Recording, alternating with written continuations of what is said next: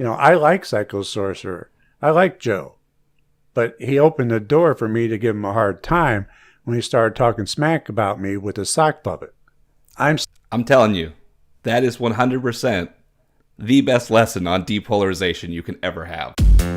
So what if I surpass the fire that burns inside the very heart of me? All right, guys, so I don't know if I'm psychic. Actually, I know it's not that I'm psychic. I'm just logical.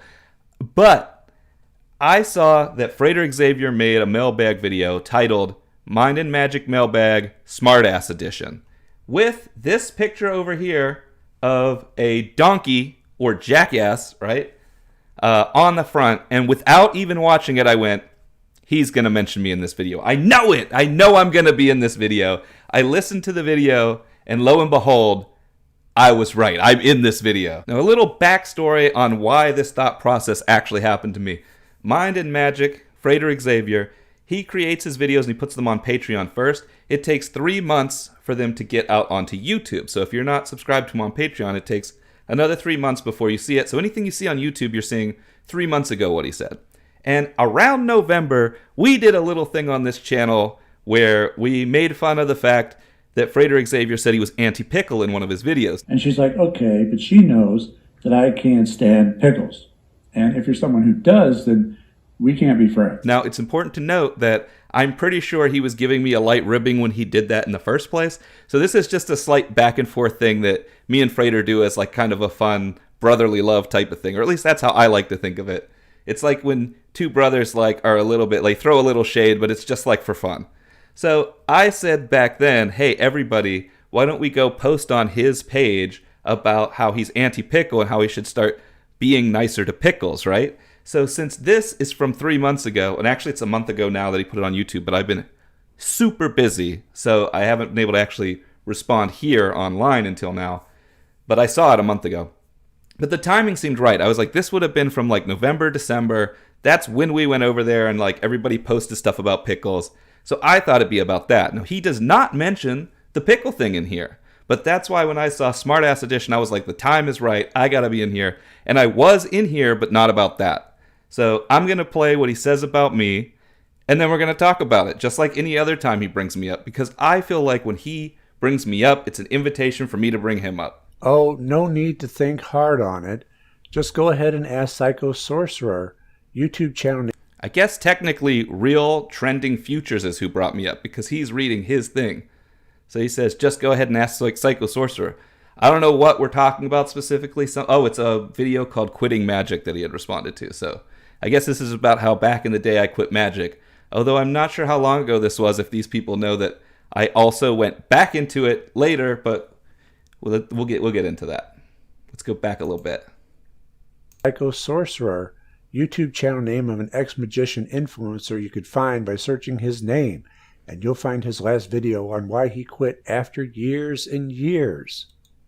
He had a great channel that was rising in fame, but he gave it all up and quit. And no, not the way you're thinking. He didn't convert to Christianity. That's true. Yes, I am well aware of Psycho Sorcerer, a.k.a. the Grand Infinity. I don't need to watch his last video because I know why he quit. I mean, I've spoken with him on it, right? He was chugging along, and then something happened, and he's like, I gotta quit.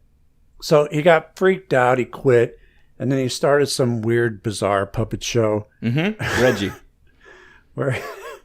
where he would just poke fun at magic and the occult, including myself. He had an entire episode dedicated to poking fun at Frater Xavier. So that's what happened by my recollection. Now I need to pause it here because for years, that it was like 2 years ago or more that came out. And that's Reggie making fun of Frater Xavier. It's not really making fun of him, but it's poking fun at some of the things that Frater has said. I took clips from different episodes of Mind and Magic and put them together so that he was saying silly things like, I agree with Thanos and stuff like that. All right, so today's guest is Frater Xavier, and since he doesn't like to appear on camera, I figured I'm not appearing on fucking camera either then. Come on, Reggie, this is one of your first interviews. You're not even gonna appear on the fucking camera. PP, listen. When I said I would do these interviews, you said you'd be my assistant. You'd stay the fuck out of my way, okay? Don't call me PP. PP? Do I need to come back there? I didn't think so, bitch.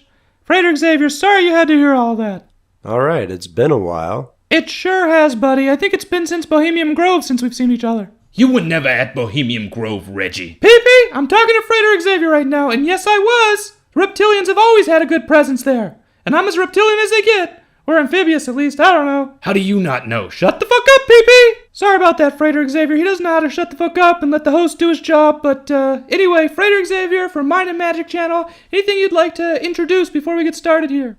Okay, so one of the things we need to talk about early on is the law of polarity. You mean like magnets and shit? You truthers and Alex Jones followers and conspiracy buffs are extremely polarized. Fuck you, no I'm not. I'm not polarized just because they're turning all the fucking frogs gay. Come on! I thought it was funny. I didn't really mean it to be negative toward Frater so much as just a funny skit. But as you heard, when he's trying to describe it, he's laughing a little. And this is what I always wanted to know. And I've asked this question on the site before. Has Frater seen the time I made fun of him, right?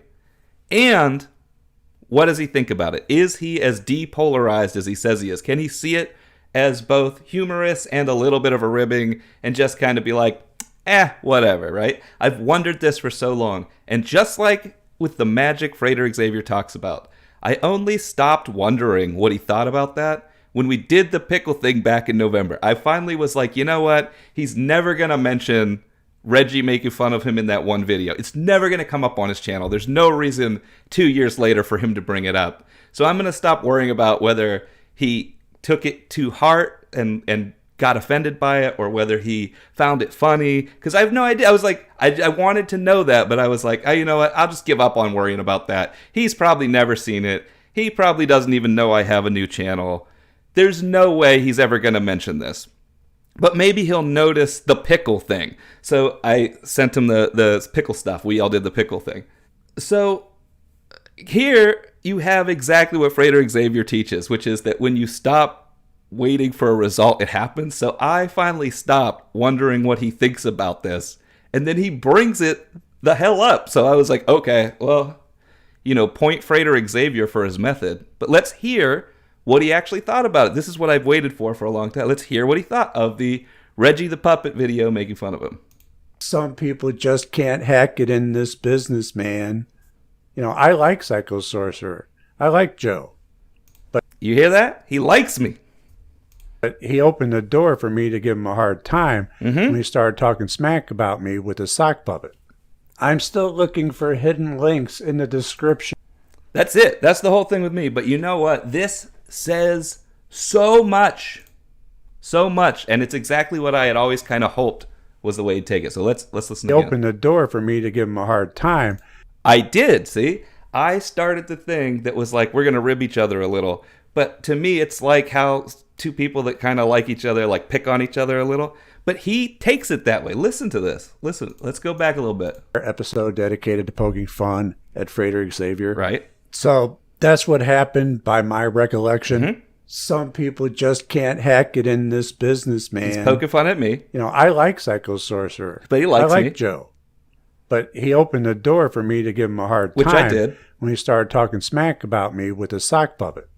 I'm still... So, the way he said that was in a way that's like, yeah, he started this, which I did. That he's right. And it's also, so now I pick on him back. I still like him. You hear this? This is exactly how I feel about Frater, too. Like, this is the type of relationship that I want with Frater Xavier. Like, we're friends, even if we don't talk to each other that often. But we can, like, throw a little, like, funny stuff at each other here and there and not take it too seriously. So what this shows me, too, is exactly what I hoped. That he preaches so much about being non-polarized, not taking things too far one way or another. And in this case, he's done exactly that. He has accepted the emotional side of the tree of life that shows that there is a little bit of like hurt when someone makes fun of you, but he also accepts that it's playful jabs, that it's us just kind of ribbing each other. He's accepted that there's no reason to get upset about it, but he also will poke fun back. This is, to me, probably one of the best examples of being depolarized on his channel, even though he didn't specifically call it out here as depolarization. So, you know what? I'll give you that point, Frater. Feel free to bring it up if you watch this. And now, who knows, maybe he will watch this. He saw the Reggie thing, so that's cool.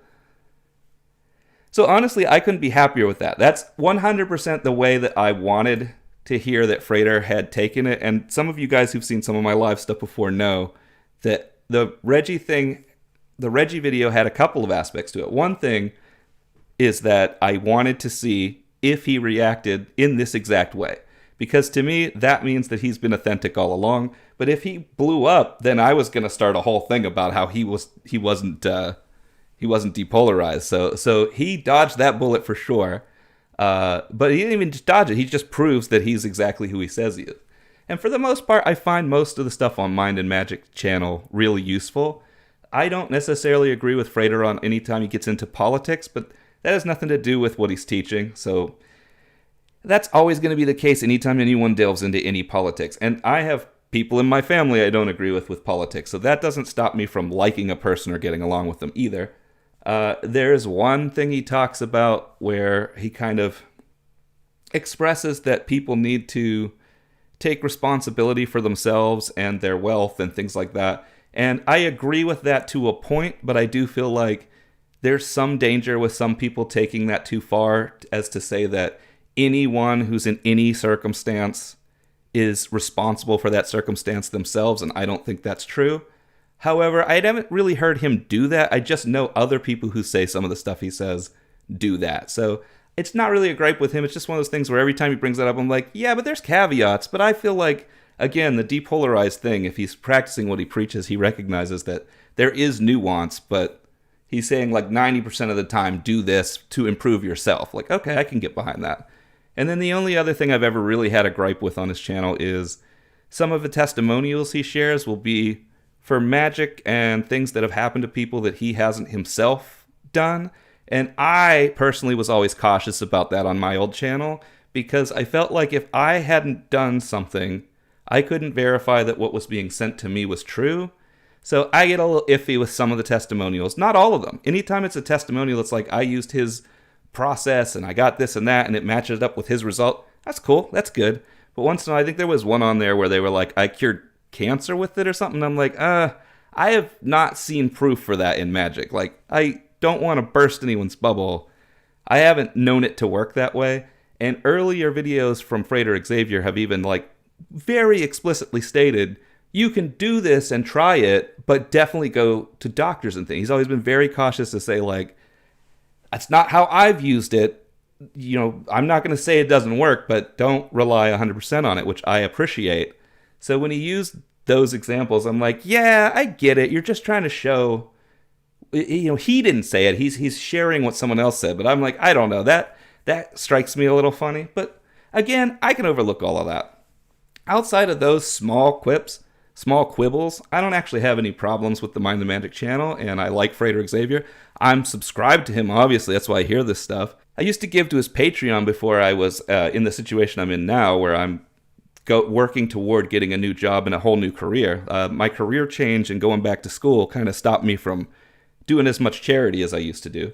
But I'll probably start watching him on Patreon again once I get hired again and employed again. So, you know, I don't actually have any negative feelings toward Frater Xavier. And this I loved. I was like, yes, he took it the right way. You know, we're buds ribbing each other across who knows how much distance between where we both live. I think that's awesome. Now, will he actually talk about the pickle thing? Maybe. He might have already talked about it on his Patreon. It may be a month from now. He's like, oh, you know what? I said I liked Joe, but I actually hate that asshole because he sent all these people over to me asking me about fucking pickles and shit. And he might get pissed about it at that point, and then he still hasn't responded to this video at that point. Like, the real him at that time may be watching this video and be like, oh, okay, cool. We're cool. But then that video's from 3 months in between, so it comes out. And then other people watching that go like, whoa, but Joe just did a thing where he said he likes you, and now you don't like him? And Frater's got to explain yet again, these are 3 months old. I tell you guys this every mailbag. So, you know, whatever. I feel your pain, Frater, when it comes to that stuff. The other thing I want to address, and I know people that watch me are going to bring this up. They're going to say, hey, what about what he said about you being afraid and leaving the occult? Well, he's correct. I don't think that that's even slander or anything. He's correct. I did get scared and leave the occult. I didn't do it in the way most people think, just like how the original poster said, I didn't get afraid and go to Christianity or something, which is what most people think of when they think of that. I didn't have an experience where like demons showed up and it got to be too much for me, or the pressures became too hard, or the energy made me crazy. I don't have any of these like fantastical sounding reasons that I left the occult. However, I did get scared, and what I got scared of was the influence I was having on other people.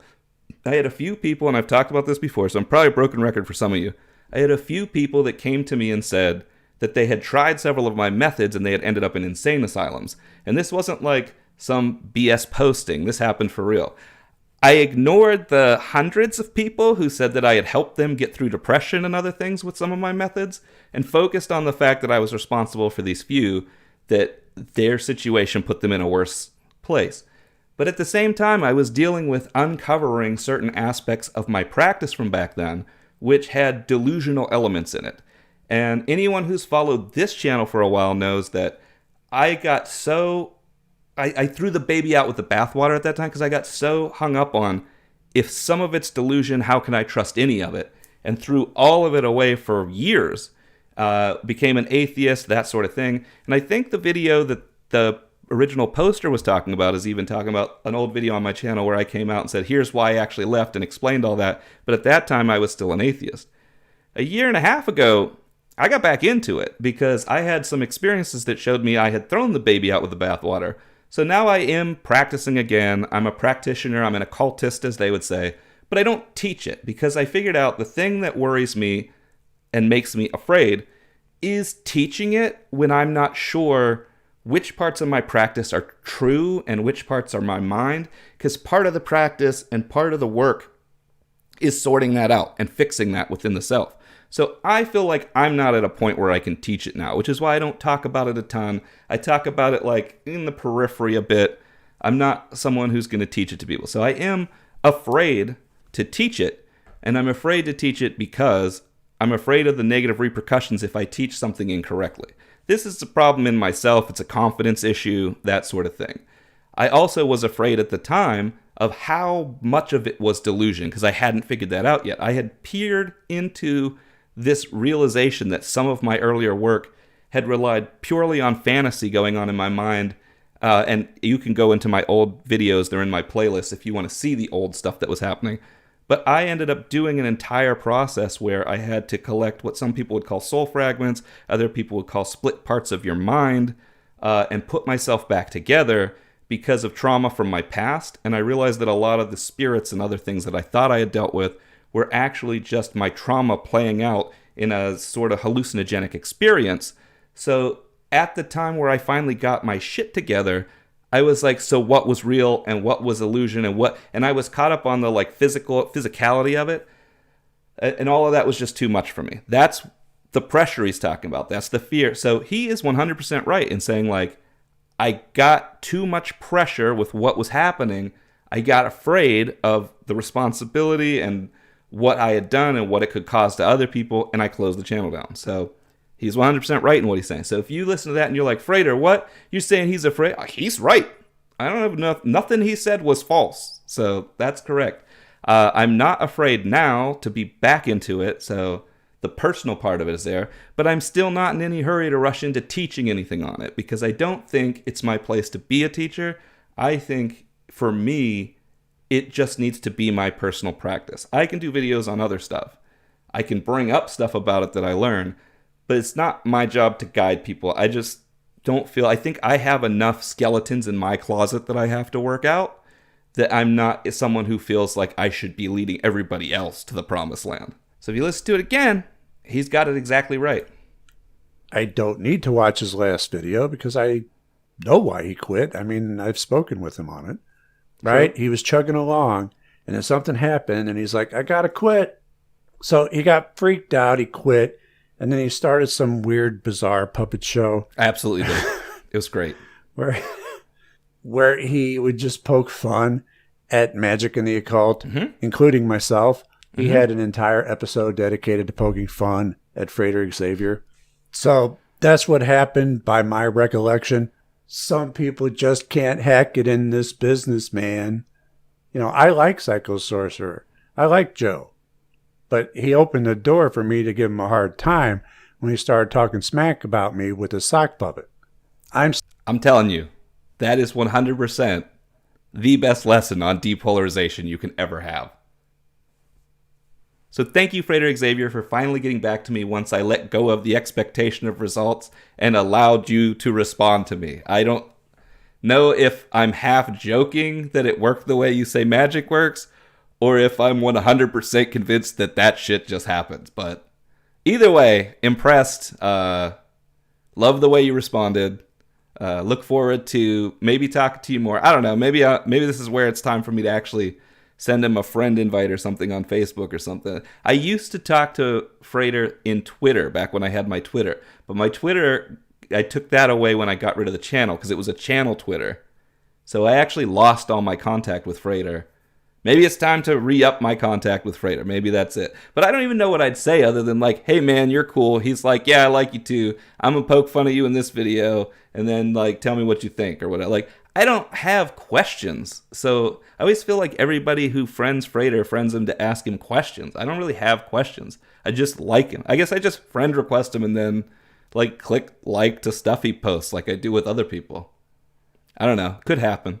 Anyway, everybody take care. I'm sorry that it's taken me so long in between videos. We talked about the situation. You know, I went back to school, finished school around the middle of a month and a half ago, went hard into the job search. I'm actually entertaining some job offers, so I might be working within the next few weeks. I'll get back to you on that. That'll probably be my next video. So until next time, which is that time, safe travels.